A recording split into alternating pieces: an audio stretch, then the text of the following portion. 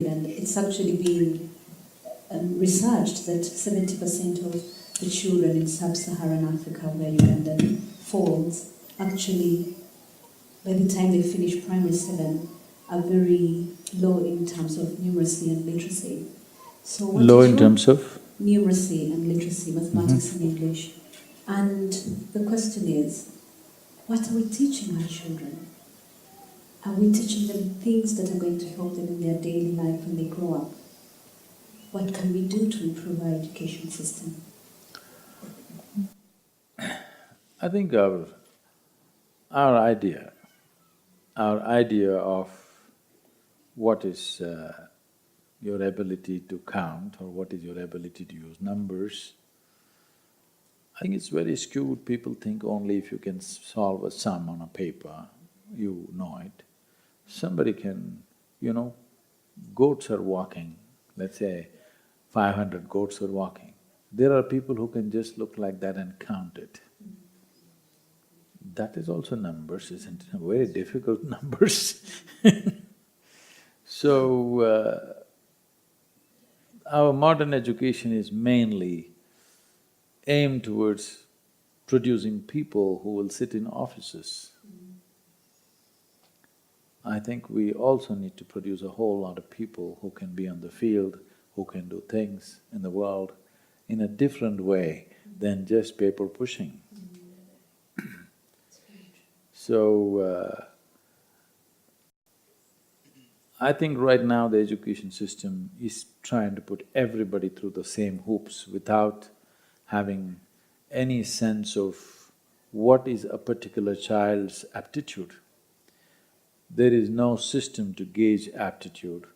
Everybody is put through the same things, and if you're not able to do a particular thing, you get branded as a dull child. I must tell you this maybe.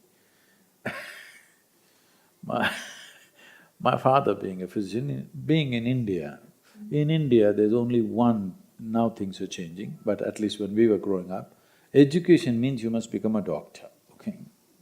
If you're a failure, you become an engineer, all right? If you don't do that, you're illiterate. That's how it is understood. Now, of course, they've all become IT professionals information technology has become big. Otherwise, when we were growing up, education means medicine. If you fail, you become an engineer. If you don't do that, that means you're nothing. So, that's definitely my father's view also, because he is a physician and his idea of life is that you must be a physician.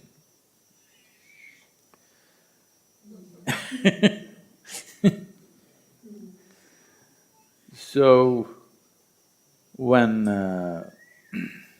recently it happened a few years ago, a group of doctors from Atlanta in United States, they were visiting the place where I grew up, where my father still lives. I did not know they were visiting that town. About 30-40 of these doctors were touring there, and they wanted to go and see my father without telling me. So I would have warned them But they went there and obviously they started asking, they want to know about my childhood and everything, because now they're very influenced by me. So they went and asked my father, we want to hear as much as we can about Sadhguru's childhood.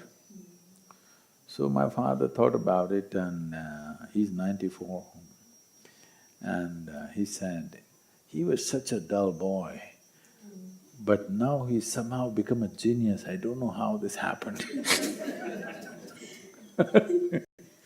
So the moment you cannot do those hoops that they have set up for you in the school, you become a dull boy. What else you can do? Nobody explores. You must be able to do this, this and this, otherwise you're a dull boy. Maybe you're able to do something else, but nobody's interested in that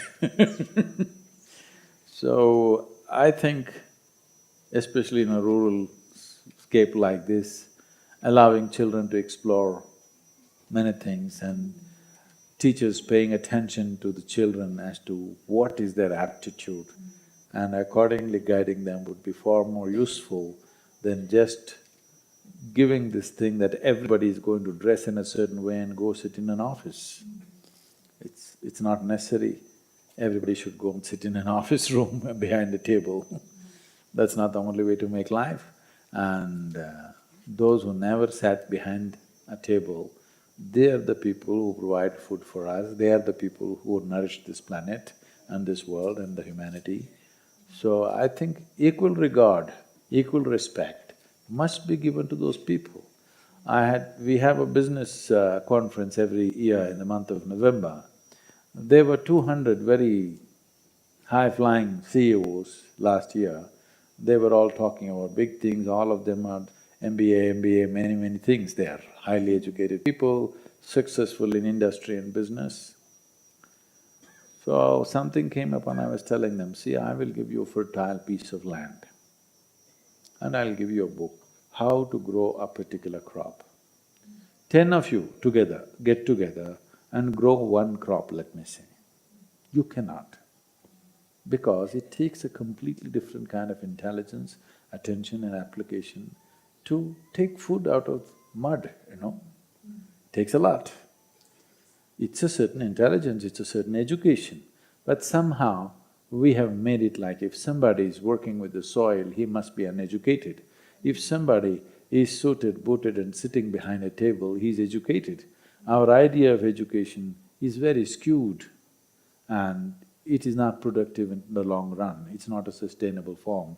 If everybody on the planet gets educated like that, nobody will be doing the fundamental things which need to happen. It's the uneducated people who are feeding us.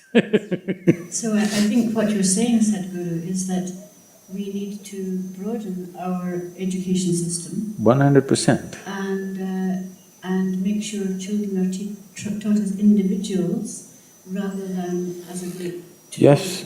To explore their potential as individuals. I think that's what you're saying. Yes.